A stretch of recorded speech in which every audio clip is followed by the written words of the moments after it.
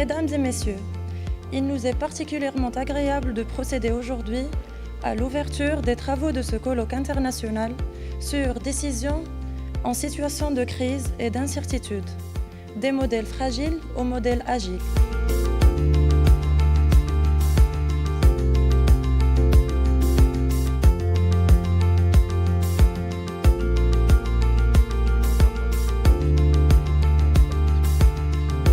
Bien, tout d'abord, je suis ravi de participer à cette deuxième édition de ce colloque qui est très intéressante parce que ça nous permet de rencontrer toute une série d'acteurs de terrain, mais d'acteurs également stratégiques.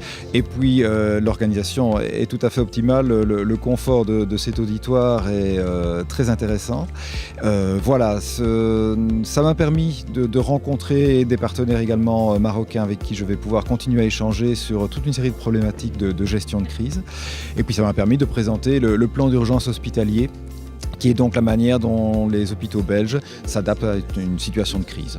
Donc c'est avec plaisir que nous allons échanger nos informations, nos savoir-faire, nos techniques, et puis d'essayer de répondre au mieux à cette problématique de la gestion des crises. Alors que ce soit la gestion des crises bien évidemment en amont, mais également la gestion des crises pendant, et puis la capacité que les organisations, qu'elles soient des organisations d'État ou des organisations publiques, à répondre concrètement et rapidement à toutes ces situations dans lesquelles il y a quand même un dénominateur commun, qui est l'incertitude. L'objectif, pour nous, c'est de réduire l'incertitude pour limiter les effets de la crise.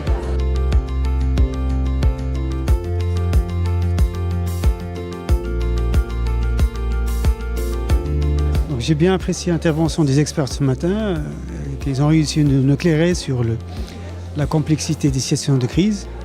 L'idée principale, c'était quoi? Que cette complexité ne peut être gérable et gérée que par la collaboration entre différents acteurs, chacun selon sa position. Et ça nécessite une certaine agilité, une certaine ouverture d'esprit, une certaine plateforme collaborative qui permet de scénariser, d'imaginer l'impossible dans la perspective de réduire la complexité et l'incertitude.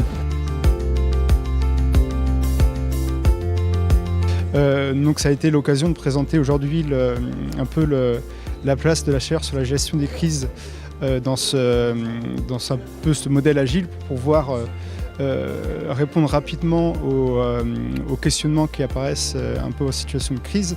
Et j'ai vraiment insisté sur l'approche partenariale et cet espace de collaboration et innovation qu'est une chaire de recherche.